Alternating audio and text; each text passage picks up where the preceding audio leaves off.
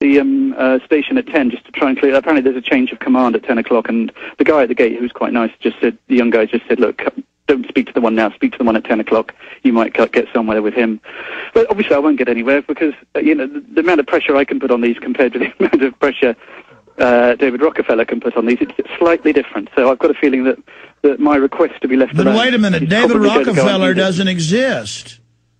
There's no world government. He just wrote his memoir 4 years ago saying he wants to overthrow the U.S. I mean, Mr. Skelton, there's no world government, Mr. Skelton.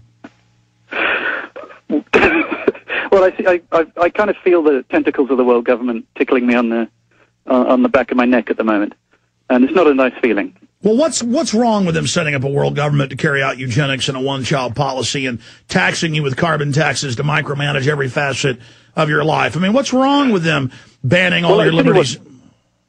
To answer your question, I think, is it's wrong in so many different ways that it's almost impossible to get your head around it. It's almost incomprehensibly bad. And it's so big. I wrote about this the other day. It's a bit like, I don't know whether you've read the Edgar Allan Poe short story where someone hides something in plain view. It's the Poloine letter. And it's a story about, I'm not going to give it away now, so close your ears if you don't want to hear this. But a letter is stolen and it's hidden in plain view on the wall. And in the story, Edgar Allan Poe talks about how if you look at a map and look for a word, you won't be able to see the word if it's the large word written right across in massive letters because you're looking close up. And I sort of think stay there. This is key. This is key. You're talking about a spell. Once Charlie Skelton of London Guardian is back in the UK, out of one police state into another, back from Bilderberg 2009, I want to have him on for like a full hour and fully brief him.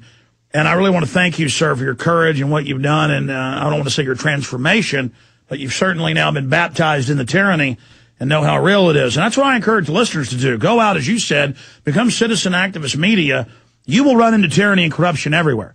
Government is so corrupt that if you follow almost any judge that you see that's doing evil things, you'll catch him with hookers and buying drugs. And I've never found a politician that wasn't corrupt, that was doing bad things, that I couldn't follow or watch who wouldn't instantly do bad. Because bad people don't just do one bad thing. They just are all over the map.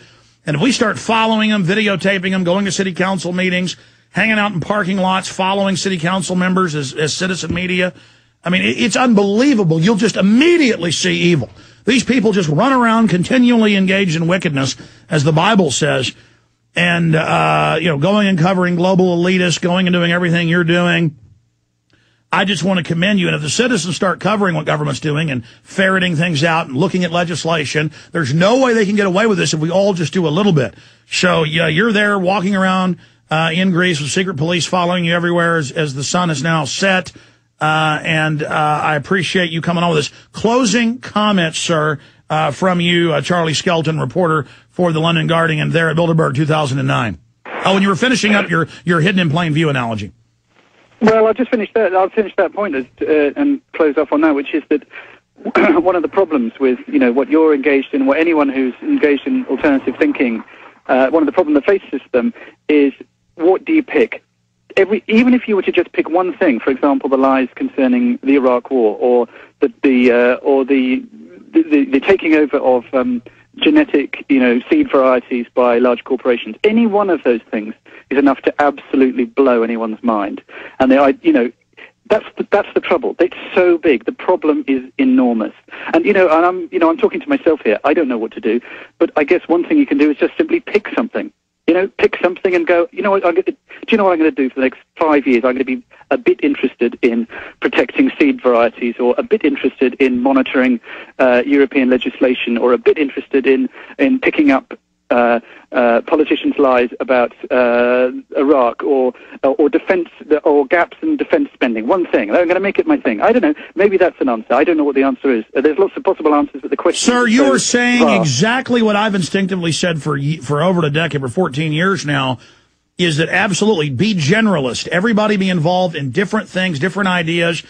And don't follow one person's ideas. You'll keep an open mind. Yeah. Just don't be cookie cutter. And then you'll suddenly notice, I live in England. I just tried to buy old seed varieties, and I'm being put on a list. Everywhere you go, then you'll run into tyranny, and you'll go, my God, this was 1,000 times worse than I actually even knew, and then it opens up. And what you said is key. The globalists make profits off of controlling every facet of society. And so it's also their market. They use a free market system of crony capitalism. It's not true capitalism or free market to control everything. And so that's why they're hitting you from every angle, because it's business for them. And exactly, one of these will blow your mind. There are hundreds of these coming in at you. And that's why the general public, comes face to face with a conspiracy so massive that they're just knocked over by it, as Winston Churchill said, or as the former head of the FBI, J. Edgar Hoover said, that you come face to face, and the globalists write books about it. It's not even our opinion, and they're laughing. When you read their books, they're laughing, going, I know you're reading this. None of your little slave friends will help you. I mean, they've got little statements, basically like that. And you're going, none of my slave friends will help me. My God, these people are directly talking to the members of the public that actually read this. And you're just like, can't we wake the sheep up to beat these people? So we appreciate your courage. Maybe I can get you on for 15, 20 minutes on Sunday. We're on 4 to 6 p.m., so I'll have Rob call you. And we're very thankful for all your time. Anything we can do for you, Mr. Skelton? No, I'm fine. I'm probably going to head back towards the lights now that the sun's gone down. I don't like being followed in the dark, so I'm going to go and sit in a brightly lit cafe on the seafront. Okay, and what's the name of the Edgar Allan Poe story? You didn't finish that about the it's the Purloined Letter. It's just a good metaphor for how global agenda is passed across people's eyes without them even seeing it. It's too big to see. Absolutely, they're too close to it. Thank you so much, Mr. Skelton. We'll talk to you soon. Okay, thanks. Thank you. There goes London Guardian reporter, arrested twice, detained another time, people being arrested left and right, miles away from the facility, 3 miles away in the port, which is we've got photos, big thriving port with sailboats and everything, all just shut down. Just absolutely amazing. Okay.